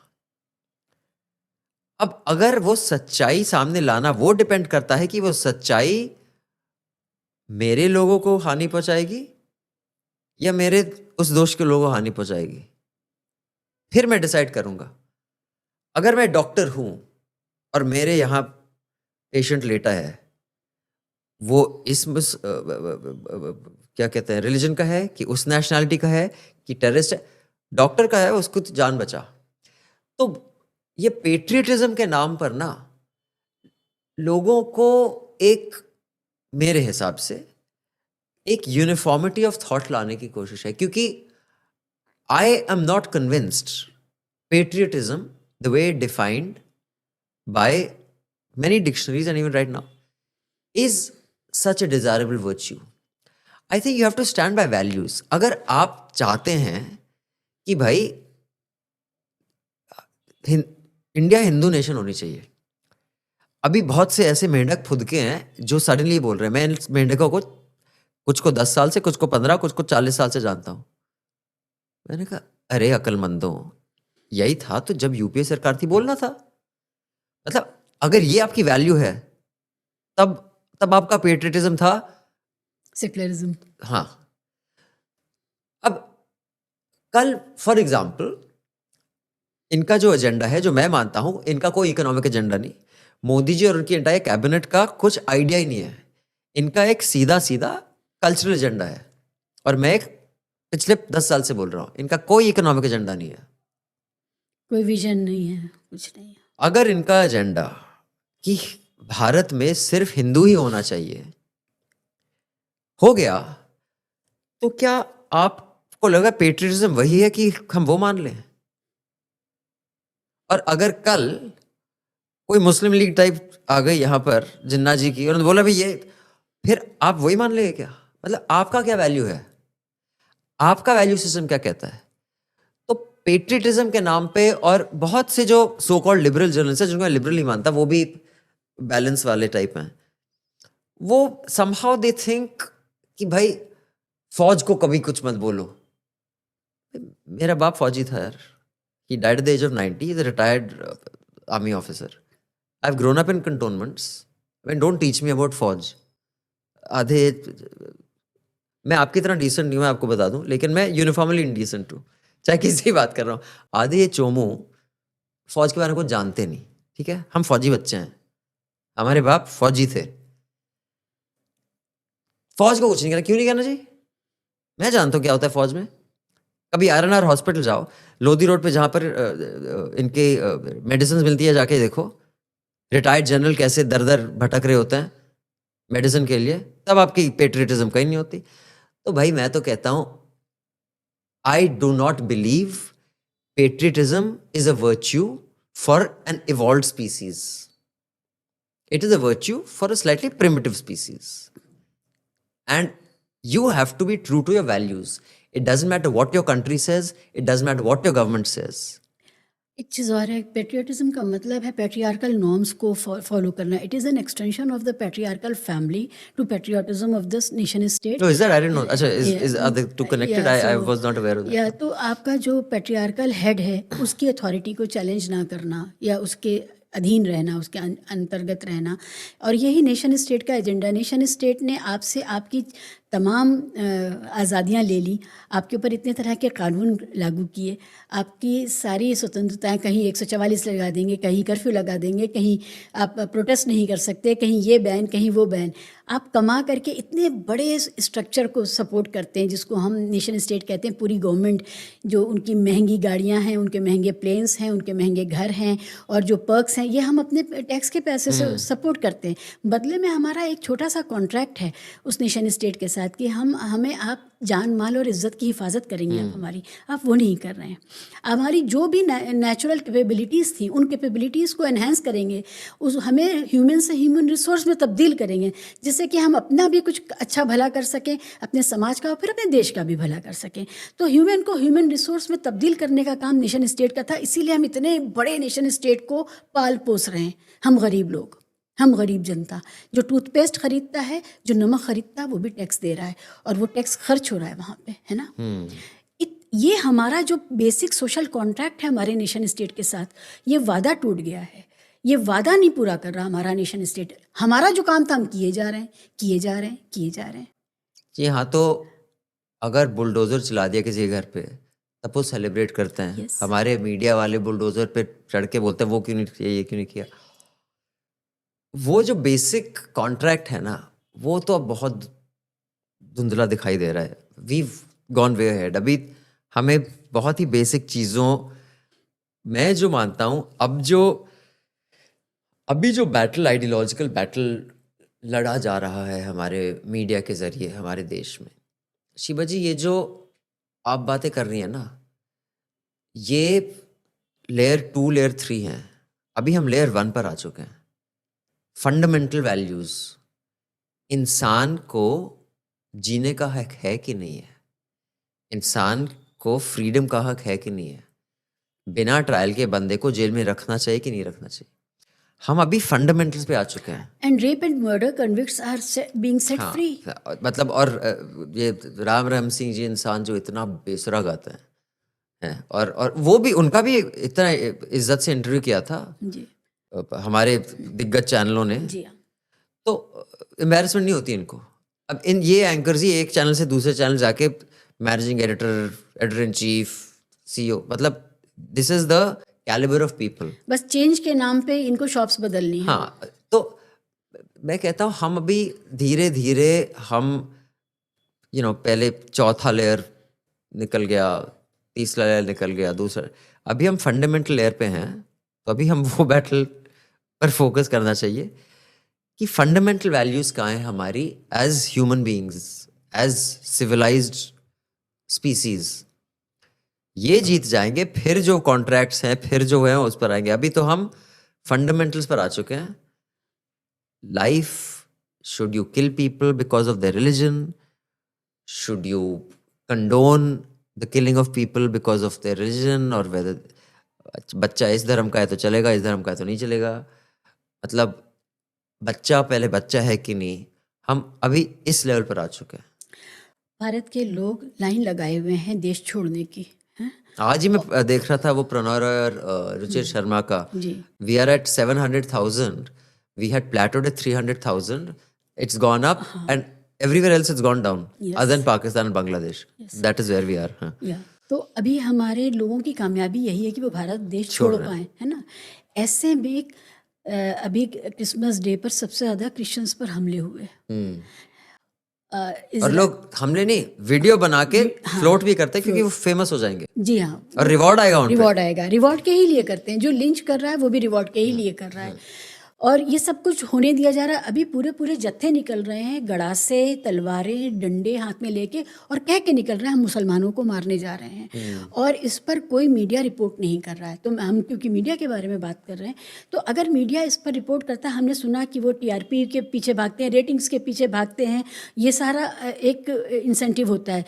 तो ये भी तो एक स्टोरी है जिस पर जो देखी जाएगी, जिस पर रेटिंग्स आएगी, जिस पर इंसेंटिवाइज किया जा सकता है। तो ये इस पर क्यों नहीं होता है? फिर मुझे ये फिर टीआरपी का जो गेम है ये मुझे उतना सही नहीं लगता है। It is out and out bigotry and Islamophobia. जी, टीआरपी के लिए वो अपना स्टाइल बदल देंगे, कंटेंट कहीं और से आएगा ऑर्डर, उसका टीआरपी से कोई लेना देना नहीं है। क्योंकि TRP does not determine your commercial success, Shiva ji. Access to power determine your economic success. अच्छा, ठीक है। अदानी जी अभी जो बॉम्बे में वो जो प्रेजेंटेशन ठाकरे ने दिखाई थी, फॉर एग्जाम्पल सिंपल सा, अभी राज ठाकरे ने, आई एम हाफ तमिल, वो पुंगी में वो लुंगी से पुंगी बजा के भगाएंगे, ये बाल ठाकरे का स्लोगन था 70s में। मैं जानता हूँ, कोई भी तमिलियन फैमिली से जानता है जिनके रिलेटिव्स बॉम्बे में थे कि कितने स्ट्रेस में रहते थे वो। Before he decided to go after Muslims, they first went after Tamilians. आधे से जो चोमू टाइप एंकर्स हैं, इनको एक तो पता भी नहीं होगा ये, दूसरा पता भी होगा it was not an issue then, it's an issue now because it hurts the BJP. तो टीआरपी के लिए आप अपना स्टाइल बदल देंगे। अगर आपको किसी चीज़ से बात करनी है, आप खूब तमाशा करके करेंगे, लेकिन जो मुद्दा होगा वो कहीं और से, वो ऑर्डर टीआरपी नहीं लाएगा, वो ऑर्डर कहीं और से आ रहा है। और वो आ रहे हैं, और वो आ रहे हैं, तो आ रहे हैं, मैं तो आपको बता रहा हूँ आ रहे हैं। मुझे एंकर्स ने व्हाट्सएप चैट्स दिखाई हैं, मुझे वो स्क्रीनशॉट नहीं लेने दिया, क्योंकि हम एविडेंस के बिना न्यूजीलैंड में स्टोरी नहीं करते। राइट। क्योंकि कल कोई मुझे कोर्ट ले जाए, मैं कोर्ट में प्रूव कर सकता हूँ जो मैंने लिखा है ठीक है। इसलिए कई लीगल नोटिस आता है, कई हमें लेके भी गए हैं कोर्ट, कई हारे भी हैं। जो कुछ हम जानते हैं ना शिवा जी, उसका मुझे बस एविडेंस चाहिए। और कई लोग मुझे बता देते हैं, क्योंकि वो भी they are not happy with it. बोले यार मैं तुझे स्क्रीनशॉट नहीं दे सकता, मैं ये नहीं कर सकता, नहीं तो अगर मुझ पर ये ट्रेस हो गया मैं गया। आपके पास कहीं से कुछ इंटरनल खबरें अभी आती हैं या अब इन्वेस्टिगेशन के लिए कुछ नहीं आती होता? है आती हैं लोग, इसीलिए ऑनेस्ट लोग हैं, हर डिपार्टमेंट में हैं, हर पार्टी में हैं। अब चाहे उनका इंसेंटिव जो है करने का ऑनेस्टी है कि किसी और का ये करना है, that is debatable. I think it's a combination of things, like anything in life. कुछ सेल्फ इंटरेस्ट, कुछ but like anything in life Shiva ji, ठीक है, no one is purely driven by just one thing, it is a combination of things. But ऐसे लोग हर जगह हैं। But you know, coming to what you said about TRPs and Ratings. ये जो ratings की, भाई ये मुद्दे को कभी नहीं लाते, भाई लोग ऐसा कर रहे हैं, वीडियोस बना रहे हैं। आपने देखा एक वीडियो, अभी जम्मू एंड कश्मीर एक मेडिकल कॉलेज बंद किया गया, जी हाँ, और वो बंद किया तो कुछ सैफरन चिल्ला दिया, अरे कॉलेज बंद हो गया। फिर एक और वीडियो अभी जुबैर ने डाला था, एक स्कूल को तोड़ के खत्म कर दिया, हालांकि उसने सब, उसको मदरसा कहा जबकि वो स्कूल था। और उस पर बड़ी खुशी मनाई। हम अभी एक ऐसे दौर से गुजर रहे हैं जहां ऐसे लोग जो बोलते हैं कि इंडिया ने दुनिया को इंटरनेट दिया था महाभारत के टाइम में, अगर आप पूछ लीजिए कौन सी डेट थी, वो उनको आइडिया नहीं है। जो बोलते हैं कि पुष्पक विमान हमने बहुत पहले कर दिया था, जो बोलते हैं प्लास्टिक सर्जरी हमने श्री गणेश के टाइम से कर दी थी, वो है सेलिब्रेट। और हम कॉलेजेस और स्कूल्स को तोड़ के और बंद करके खुश हैं और ताली बजा रहे हैं, और ये मुद्दा नहीं है मीडिया के लिए। That civilization, that society is at a very advance stage of rot. ये जो आपको हम हमारी बातचीत ठीक ठाक हो रही है, आसपास मोर और लेस नॉर्मल लग रही है चीजें, don't be fooled by that. We are at a very advance stage of rot. Agree. मैं आपको बताऊं, और ये सामने बैठ के बात नहीं करेंगे, मैं ऐसा नहीं कि मैं नाम नहीं लूंगा, सुधीर चौधरी एक नंबर का गधा, उसमें ना अकल है ना थोड़ी भी शर्म है। मतलब we were on a panel together in JLF some time back, he didn't show up क्योंकि आई वाज लुकिंग, मैंने कहा यार तू समझता ना बाकी सब बेवकूफ हैं, सामने आके बात तो कर ले। नो, 2 और एंकर हैं, हमने बुलाए थे अब मीडिया रंबल पे, हिम्मत नहीं आके बैठ के बात कर ले। They will not have a leg to stand on. एक और हमारे मेहमान हुआ करते थे जो अक्सर बात करते थे, और मैं उसको नाम इसलिए नहीं ले रहा क्यों, not because I am averse to taking names, there is one level of decency because we have some common relatives और फ्रेंड्स टुगेदर। मतलब अगर वो और मैं या हमारे पर सेम पैनल सामने भी आ जाए, वहां निकल लेंगे। आपको इतना कॉन्फिडेंस है अपने पे, बात तो करो बैठ के। We are at a very advanced stage of Rot Shivaji when you are celebrating the destruction of schools and colleges medical college, and celebrating the stupidity and ignorant rants of people in power. That society is very far gone. एक layer और नीचे जाते हैं। ये जो वैष्णो देवी वाला medical college बंद होने का सेलिब्रेशन है, इसमें आप एक बिल्कुल सामने से इन्फीरियरिटी कॉम्प्लेक्स देख रहे होंगे कि 50 में से 40 मुसलमान बच्चे सिलेक्ट होकर के थ्रू नीट आए हैं, और ये बात उन्हें खूब बर्दाश्त ही नहीं है कि मुसलमान पढ़ने में भी हमसे आगे हो गए। अभी तक वो पंचर पुत्र थे ना, तो पंचर पुत्रों का अब ये सुधीर चौधरी का आपने सही नाम लिया है कि अगर लोअर जुडिशरी में आ गए तो उनको लीगल जिहाद कहा गया, अगर वो UPSC में आ गए तो उनको UPSC जिहाद कहा गया। उनके पास हर चीज़ का, जो भी मुसलमान कर रहा है उसको जिहाद कह के टैग करने का तरीका उनको मालूम है। अब यहाँ पर वो क्या करते, यहाँ पर 40 अगर मुसलमान बच्चियाँ भी थी, उसमें बहुत शामिल थी, जिनके लिए ये बड़ी लड़ाई लड़ते हैं मुसलमान मर्दों से कि मुसलमान लड़कियाँ बड़ी बेचारी होती हैं क्योंकि वो हिजाब डालती हैं सर पे, एक स्कार्फ का टुकड़ा होता है उनके सर पे, तो ये उनके बचाने वाले हैं, ये उनके सेवियर्स हैं। अब वो सारा कुछ ध्वस्त हो रहा था, तो वो जो इन्फीरियरिटी है उसको भी अंडरलाइन करना चाहिए हमें कि वो कॉम्प्लेक्स दे गया, इन्फीरियरिटी कॉम्प्लेक्स की 40 मुसलमान ऐसे कैसे। ये जो ये केवल सुधीर या किसी तक सीमित नहीं है, हर एक वो व्यक्ति जो अपने से वीकर को डीमनाइज करके, बुली करके, सोसाइटी में उभरना चाहता हो, that person comes from a position of an inferiority complex. जो स्लेव मेंटालिटी की मैं बात कर रहा था, आपका मेडिकल काउंसिल ने भी कुछ नहीं कहा कि हमारा एक रिकॉग्नाइज कॉलेज है और वहाँ पर ज़रूरत है। तो ये जो पूरा सिस्टम है ये कैसे इन टैंडम काम कर रहा है।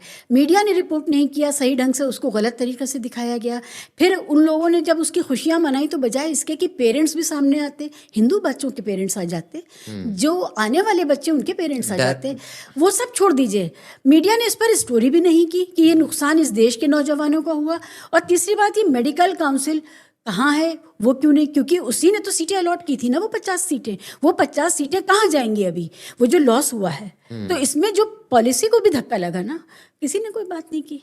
अभी तो हर स्टेट में पता नहीं कितने एम्स खुलने हैं। हर बार जब बाबा रामदेव का कोई प्रोडक्ट विदेश से रिजेक्ट होता है तो मीडिया एक भी स्टोरी अडल्ट्रेशन की नहीं करता है। तो ये जो पॉलिसी पर और कानून के लागू होने पर बात होनी चाहिए, तो ये तो सिर्फ मुसलमानों के लिए नहीं है ना। एडल्ट्रेटेड मिल्क और पानी और खाना तो हम सबके बच्चे खा रहे हैं, हिंदू मुसलमान सबके। तो मुसलमान की नफरत में इतना क्या अपने को नुकसान पहुंचाने पे आमादा हो गए। Incentives, that's what I said. अब ये देखिए, ये आई थिंक इंडिया टुडे ने वो की थी स्टोरी ना, वो बच्चों पर ड्यूरिंग कोविड जी, वो जो घुस कर बच्चों से बात की थी। आई थिंक मनीषा ने उस पर न्यूसेंस भी किया था। इन्वेस्टिगेशंस पूरी हो गई, there was nothing wrong. These are adults who are making accusations on children. और आज पता नहीं वो उसकी प्रमोशन हो गई, जो उस चैनल का जो भी एंकर था। अच्छा, तो it is the, like I said, Shivaji, we'll be going around in circles, but the incentive structure is such, and that incentive structure is decided by those who have the most power and authority. शायद पिछली बार भी मैंने जिक्र किया था, 10,000 करोड़ से ज़्यादा का टैक्स पेयर का पैसे का टैक्स वो ऐड दिया जाता है इस मीडिया को, यानी कि हमारे पैसे से ये मीडिया भी चल रहा है। आप कहते हैं न्यूज़ लॉन्ड्री के लिए कि आपके पैसे से आज़ाद हैं खबरें, हमारे पैसे से बंधुआ हैं खबरें वहाँ पर। हमने तो अभी स्टोरी भी की थी, सिर्फ न्यूज़ चैनल नहीं, इन्फ्लुएंसर्स जो हैं उनको किन टर्म से पैसे दिए गए हैं। देखिए शिबा जी, जो मुझे मिला वो इंसेंटिव, जो किसी और को मिला वो फ्रीबी। अब ये जो फ्रीबी नाम लेके अभी मैं, वो एक अलग डिस्कशन है कि इकोनॉमिकली डिज़ायरेबल है कि नहीं डिज़ायरेबल है, और वो भी एक न्यूएंस डिस्कशन है, उसका कोई ब्लैक एंड वाइट आंसर नहीं है। डिपेंड्स ऑन स्टेट और डेवलपमेंट, कितना डिस्पैरिटी है, कितने सेंट्रलाइज्ड हैं वहाँ के रेवेन्यू पॉकेट्स और प्रोस्पेरिटी के एरियाज। लेकिन अगर आप बस देखें कि ये एंकर जो सूट में अपनी भद्दी सी शक्ल लिए हुए ये बताते हैं कि अरे ये फ्रीबीज, अरे मेरी जान, तेरी सैलरी भी फ्रीबीज से आ रही है। हाँ। मतलब तू अपने रेवेन्यू में चेक कर, सरकारी पैसा कितने एड्स दे रहा है। तुम्हारे जो कॉन्क्लेव्स होते हैं, कॉन्फ्रेंसेस होते हैं, ये होते हैं वो होते हैं, उसमें PSUs कितने एड्स दे रहा है, वो भी फ्रीबी है तेरे लिए। लेकिन क्योंकि तेरी सैलरी है तब फ्रीबी नहीं है, लेकिन किसी गरीब के पास जाए तब फ्रीबी हो गई। अभी ये तो ये बोलना कि भाई मैं अपने चैनल से तब तक सैलरी नहीं लूंगा जब तक वो PSU से, सरकारी पैसों से हमारी सैलरी देते हैं, वो कहने की हिम्मत है नहीं। क्योंकि मेरी सैलरी है तो ठीक है, इंसेंटिव होना चाहिए।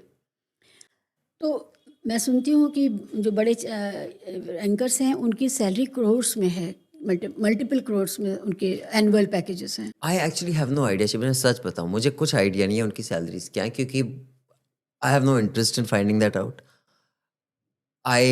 It's a very boring point for me, क्योंकि I am sure it will vary depending from anchor to anchor.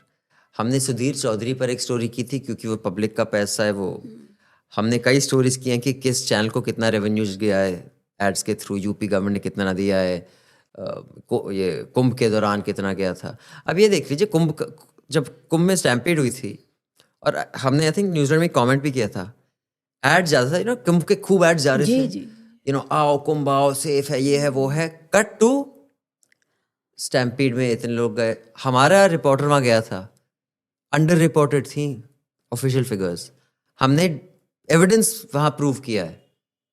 हमारे कितने रिपोर्टर हैं टोटल? 10, 12, 15 होंगे। जिन लोगों के पास 100, 200 रिपोर्टर हैं, उनका नहीं बनता था ड्यूटी जाके पता करने की। आपका तो पूरा चैनल कुंभ के एड से चल रहा है, कम से कम जो कुंभ में आए हैं उनके लिए थोड़ी रिपोर्टिंग कर दो।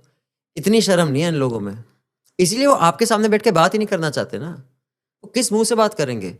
एक्चुअली कुंभ तो हमेशा होता ही था, इस बार ये फर्क था कि कुंभ के बहाने से नेताओं को अपनी शक्लें ज्यादा दिखानी थी एड्स में, और इतने एड रेवेन्यू गया मीडिया के पास। FM चैनल आप 1 किलोमीटर नहीं ड्राइव कर सकते थे, 10 ऐड आ जाते कुंभ के जी। ये सारे फ्री भी नहीं है, ये इंसेंटिव है, ये जायज़ है। किसी गरीब को आप दे दो पैसा तो फ्री भी हो गया। इतनी ठंड है बाहर, ठीक है, ठंड से लोग मर रहे हैं। बिल्कुल। आप कुछ सैकड़ा 2 सैकड़ा डिवोट कर दीजिए, ये बोलेंगे free be irrelevant, fiscally irrelevant. 2-4 economics की किताबें पढ़ ली इन गधों ने, तो इनको लगता है कि आपको ये बता सकते हैं। लेकिन आपका पूरा चैनल चल रहा है सरकारी पैसे से और सरकारी एफिलिएट्स। क्योंकि जब मैं सरकारी पैसा बोलता हूं ना, तब लगता है सिर्फ गवर्नमेंट्स, PSUs। अदानी भी सरकारी पैसा है बॉस, पतंजलि भी सरकारी पैसा है। सरकार के जो एफिलिएट्स और प्रॉक्सीज हैं, आपका सारा इकोनॉमिक्स उससे चल रहा है। आप इतने ही चौड़े हैं, इतने आप बोल उनसे एड्स बंद करके पब्लिक इंटरेस्ट जर्नलिज्म करके दिखाइए, आपकी औकात नहीं है। आपकी बस औकात ये है कि आप अपने वार्डरोब बजट से, जो भी आप सड़ के बोलते हैं यार ये वार्डरोब बजट इतना कम है, एक 3rd रेट सा एक सूट पहन के, टाई पहन के खड़े बैठ जाएंगे और फिर लेक्चर देंगे दुनिया को कि भाई कौन कितना रिस्पॉन्सिबल है। ये बताइए आपने जब जर्नलिज्म शुरू किया था तो किसी तरह का कुछ डूज़ एंड डोंट्स का आपको बताया गया था कि ये नहीं करेंगे, ये करेंगे? मैं इसलिए पूछ रही हूँ कि एक प्रोफेसर साहब से मेरी बात हुई जिन्होंने मीडिया पढ़ाया है किसी प्राइवेट यूनिवर्सिटी में। मैंने उनसे भी ये सवाल पूछा तो उन्होंने कहा नहीं, आपको यकीन नहीं आएगा जो कोर्स में पढ़ाया जा रहा है ना तो उसमें भाषा के ऊपर कोई बात हो रही है। भाषा अच्छी बुरी नहीं, जिस भाषा में आप जर्नलिज्म कर रहे हैं उस भाषा को जानिए, ये भी नहीं है। इंग्लिश में आप बात कर सकते हैं या कंप्लीट इंग्लिश में बात कर सकते हैं हिंदी का जर्नलिस्ट होते हुए भी। दूसरा ये उनका ये कहना था मीडिया में एथिक्स पर कोर्सेज में बात नहीं हो रही, कोई पर्चा कभी हम इस पर बात नहीं करते हैं कि कोई कोड ऑफ कंडक्ट होगा, कोई एथिक्स होगा। तो जब हमारी एंकरानियाँ अपने जूतों की नोक पुतिन की तरफ करके बैठती हैं और बार बार अपने बाल ऐसे ऐसे ठीक कर रही होती हैं, तो वो जो सेल्फ है, वो जो वैनिटी है उनकी, उसको लेकर के एक सवाल खड़ा होता है कि क्या उनको ये बताया गया कि यहाँ पर आप जर्नलिस्ट हैं, आप फिल्म हीरोइन नहीं हैं, आप को कैटरीना कैफ और ये नहीं लगना है, हीरोइन नहीं लगना है। तो सारा पूरा बॉडी लैंग्वेज ही गड़बड़ है। शिवा जी, मैं I am one of those जो बिलीव करता है कि जर्नलिज्म आप पढ़ा नहीं सकते। मैं personally nothing against professors of journalism, courses हैं, आई एम श्योर बहुत अच्छे कोर्सेज होंगे, लेकिन मैं ये नहीं मानता कि जर्नलिज्म कोर्स आपकी जर्नलिस्टिक स्किल सेट में ज़्यादा कुछ ऐड कर सकता है। क्योंकि आप, या कोड ऑफ एथिक्स भी, आप रोज़ रोज़ थोड़ा ना किसी को रटा सकते हैं कोड ऑफ एथिक्स। आपका कॉन्डक्ट, जब आपने पूछा था, आपका जो सवाल शुरू हुआ था कि जब मैं ज्वाइन किया जर्नलिज्म, नहीं, हमें कुछ नहीं बताया गया कि ये जर्नलिज्म होता है, ये नहीं होता। हमने जो सीखा बंदर की तरह सीखा। ऑफिस में बैठ के मधु क्या कर रही हैं, अल्पना क्या कर रही हैं, सेब्रीना क्या कर रही हैं, हमने ऐसे सीखा। और रोज आप उन्हीं के साथ एक साइड किक बन के घूमते थे, उनकी रिसर्च करते थे। आप you learn like a monkey C monkey do. मैं था 20 साल का, अगर आप मुझे एक किताब दे भी देती कि भाई ये जर्नलिज्म होता है, जिस किस्म का मैं लड़का था मैं वो नहीं पढ़ता। सच बात यह है। मैं जाके ये शूट करके ला, ये कर, मधु ये बता दी थी। इसीलिए मैं इस रिमोट लर्निंग के खिलाफ हूँ। अगर आपको एक अच्छी ऑर्गेनाइजेशन बनानी है ना, ऑफिस आओ, ऑफिस बैठो, अपने कॉलीग के साथ टाइम स्पेंड करो, क्योंकि जो आपके यंगर कॉलीग्स हैं वो वही सीखेंगे जो वो देखेंगे। तो अगर आपके जो मालिक मालकिनें हैं, हमने क्या देखा, मधु माइक उठा के भीड़ में घुस जाती थी। हमें भी कहता यार मधु प्लीज, कुछ कांड हो गया तो फिर हम सब we will all be responsible. आजकल क्या है, जो मालिक मालिकाने हैं, मधु इंडिया टुडे, आज की इंडिया टुडे देखिए, एक क्लिप है, ऑनलाइन जाके देखिए, Brazil Olympics, the person who heads India today now, what she is saying when she is asked what is it like, I mean you will be blown away. आप जो देखेंगे ना अपने अथॉरिटी फिगर से, आप वही करेंगे, you will imitate.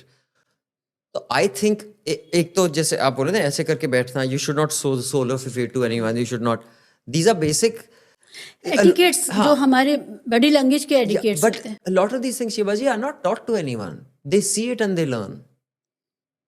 For example, I am not one of those who likes touching feet, and I don't encourage people to touch feet. I think it is a terrible this thing. मेरा एक बहुत जिगरी दोस्त है बचपन का, वो है पंजाब का सरदार। तो उनके यहाँ जब भी जाता है पैरी पैना, तो अब जब हम जाते हैं उसके घर, उसके गांव, तो वो आगे जाता है, पीछे जाता है, वो ऐसे ऐसे करता है। मैंने अपने पेरेंट्स के पैर नहीं छुए। अब आप you just follow this thing because that is his area, right? That is his environment. The local sensibilities. So I will, no, it's not local. I'm just following the lead. Okay, yeah. If I'm entering a room with him, his parents are sitting there, his aunt and uncle are sitting there, and we all walk in together. He and his brother say, and I at the back say, yo, nahi. I'm just following the lead, which right now he's the leader. This is his environment. If he comes to my place, I will not touch anyone's feet. He will not touch anyone's feet either. Right That is my environment. I'm setting the template. Right Your leader sets the template. आपने leader का जिक्र किया अभिनंदन। पहले हमारे leaders जब विदेश यात्राओं पे जाते थे तो एक साथ में उनके ही प्लेन में बैठ कर के प्रेस की एक टोली जाती थी और the editor would decide who would go, है ना। वो अपने यहाँ से चुन के भेजते थे जो जिनकी एक्सपर्टीज़ होती थी उस एरिया के साथ, उस कंट्री के साथ में। ये सब बंद हुआ ना। अब इन्होंने अपने खर्चे पे भेजना शुरू किया। अब अपने खर्चे पे जब इनकी एंकरानियाँ शहर में घूमती हैं विदेश में जा कर के और मोदी जी की रैली को या मोदी जी के इवेंट को कवर करने जाती हैं तो घुसने को तो अंदर मिलता नहीं है। फिर ये इधर उधर से बकवास करते हैं ये लोगों को पकड़ पकड़ के पूछते हैं कि मोदी जी। आपको याद है यूनाइटेड नेशंस में एक लड़की जो ऑफिसर थी उन्होंने इनको रास्ता दिखा दिया था बाहर जाओ। वो JNU की थी जो उसमें उन्होंने वापस उनको रास्ता दिखा दिया था। ये इतने बेशर्म इसलिए भी हो गए क्या कि जो रियल खबर थी वो करने को ही नहीं मिल रही है। तो मोदी जी ने वहाँ पर एक सोर्स को तो बिल्कुल बंद कर दिया है। तो अब कवरेज के नाम पे, अब क्योंकि उन्हें अपने पापा का गुणगान करना ही करना है, तो वो साइड में जो चल रहा है, साइड स्टोरीज जो हैं उसी में कुछ महिमा मंडन करने को मजबूर हो गए। अगर कोई रियल स्टोरी डील की होती, MOU साइन हुआ है उसकी होती, या जो हेड ऑफ़ द स्टेट्स ने आपस में एक्सचेंज किया उसकी होती, या कोई हेड ऑफ़ द एक्सचेंज की कोई प्रेस कॉन्फ्रेंस होती, समिट की कोई कॉन्फ्रेंस होती, वो सब ख़त्म हो गया है। तो मीडिया करे क्या? मीडिया को भूखा छोड़ दिया, वो पेट कैसे भरे अपना? इसके लिए तो हमें 1 घंटे का अलग पॉडकास्ट करना चाहिए कि मीडिया पेट कैसे भरे अपना। तरीके हैं, लेकिन उसके लिए बहुत सी चीज़ें बदलनी होंगी। सबसे पहले मीडिया ओनर्स को एक्सपेक्टेशन बदलनी होगी कि हमारा लाइफस्टाइल क्या होना चाहिए। एक ज़माना था मीडिया मोगल मतलब आपकी दिल्ली के सबसे एक्सपेंसिव एरिया में बंगला, आपकी गाड़ी का जो प्राइस था वो आपके एम्प्लॉयज़ की 8 साल की कमाई का। एक तो वो फंडामेंटल स्ट्रक्चर है जो आज के जो मीडिया ओनर्स है ना मेरी तरह, वो एम्प्लॉयज़ से इतने इकोनॉमिक स्टैंड में इतने अलग नहीं है। एक तो वो फंडामेंटल स्ट्रक्चर बदलना होगा, लेकिन we'll come to the economics at some other time. I'd love to talk about this। इसके लिए 1 घंटा हम बस the economics of media, the commerce of media, हम उस पर बात कर सकते हैं। ठीक, मतलब मोदी जी की सरकार ने कुछ भी सब्सटैंशियल है नहीं रिपोर्ट करने को, तो मीडिया करे क्या, ये एक कारण है। लेकिन करने को बहुत स्टोरीज हैं शिवा जी। अगर मुझे आज आप 50 और रिपोर्टर दे दीजिए, मैं साल में 50 आपको स्टोरी ऐसी दे दूंगा जो जबरदस्त तोड़ू स्टोरी होंगी।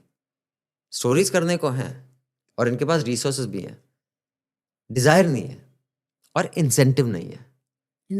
इंसेंटिव जो है वो है तुम बाहर खड़े रहो, बोलो हमें अंदर नहीं आने दिया गया, मैं बाहर आके बोलूंगा ओ माय गॉड, और तुम बोलना वाह वाह, और तुम्हें ये इंसेंटिव नहीं है। इंसेंटिव स्ट्रक्चर जो ये फॉलो कर रही है दैट इज फ्लॉड।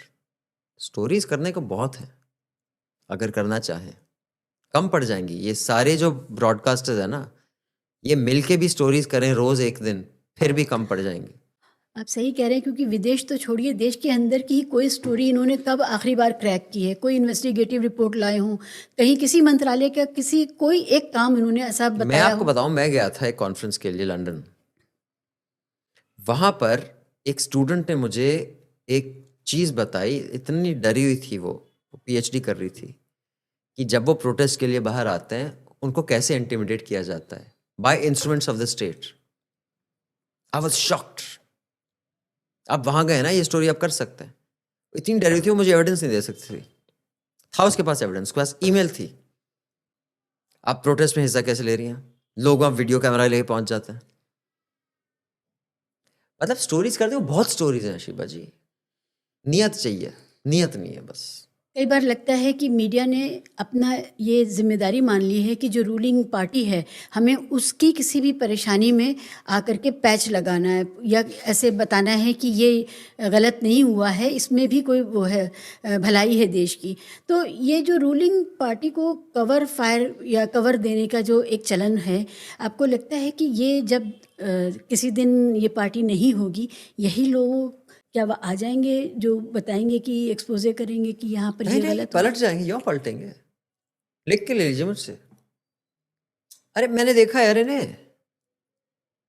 यूपीए के दौरान मैंने बताया ना, पुलिस किसके ऑफिस आई थी? मेरे ऑफिस आई थी, न्यूज लॉन्ड्री के। क्या हम टुच्चे से थे, 4 रिपोर्टर नहीं थे हमारे पास, इनके ऑफिस नहीं गई थी। सरकार बदली ये उतनी और मैं आपको ये और बात बता दूं शिबा जी, सरकार के जो मुलाजिम इनको ऑर्डर देते हैं वो भी ये जानते हैं। ऐसा नहीं है कि सरकार में कोई मुझसे बात नहीं करता, करते हैं लोग बात, वो जानते हैं, वो जानते हैं यार कल ये जैसे बदली है यूं पलटेंगे, हम जानते हैं। अभिनंदन, ये बहुत दुखद है और भयानक है, क्योंकि अगर यही लोग पलट के फिर रिसाइकिल होकर के हमारे सामने आने वाले हैं। मैं तो बोलता हूँ बहुत अच्छी बात है, पब्लिक को वंस एंड फॉर ऑल पता चल जाएगा, फिर बियॉन्ड डाउट होगा। मतलब आप एक बार पलटी है, 2 बार, अगर आप बार बार पलट रहे हैं, मैं तो कहता हूँ सबसे अच्छी चीज होगी। लोगों को देखने दो कि कितनी जल्दी ये पलटते हैं। मैं इसी बारे में बात करना चाहती थी कि फॉरेन पॉलिसी पर हमारे इस मीडिया का जो सर्कस है, इसका जो इम्पैक्ट है, हमने इतने दोस्त खो दिए हैं और हर बार इसका भी सेलिब्रेशन है कि हमने दोस्त खो दिए हैं। हम हर एक को घुस के मार रहे हैं, हर एक के साथ हम बदतमीज़ी कर रहे हैं, हर एक के हम माई बाप बने घूम रहे हैं। और जब पुतिन ने आँख टेढ़ी कर ली तो भी पुतिन एक वीडियो वायरल हो रहा है सुशांत सिन्हा का, कि पहले वो बोल रहा है कि अरे भाई साहब चीन तो डर गया है, अब देखना क्या कहता है, क्या माहौल, क्या जलवा होगा ट्रम्प और मोदी की दोस्ती का, पुतिन थर थर कांप रहा है वो। फिर उसके बाद वो बोल रहा है अरे साहब ट्रम्प थर थर कांप रहा है, चीन और भारत दोस्त। मतलब मैं सर पकड़ लिया। But the thing is Shivaji, इनको लोग कोई सीरियसली लेता नहीं। सरकार अपना हाथ खींच लेना, एक क्वार्टर ना चला पाए ये। मगर बहुत से लोग इस देश के जो अभी भी वो टीवी देखते हैं, वो बहुत ग्लाइबल हैं और बहुत असरअंदाज होता होगा उनके ऊपर। एक वो तबका होगा, लेकिन वो तबका मेजॉरिटी तबका नहीं रहा। और सही सवाल अभी भी इसी वजह से सरकारों से हम लोग नहीं पूछ पा रहे हैं। ये सबसे बड़ा दुखद एपिसोड है इसका। That's true। एक्सेस उन्हीं के पास है, ठीक है। कभी बेहतर दिन आएंगे मीडिया के जरूर के साथ। अच्छे दिन आएंगे, क्यों नहीं आएंगे? मोदी जी ने बोला है, क्यों नहीं आएंगे अच्छे दिन। Thank you. Thank you Shiva ji.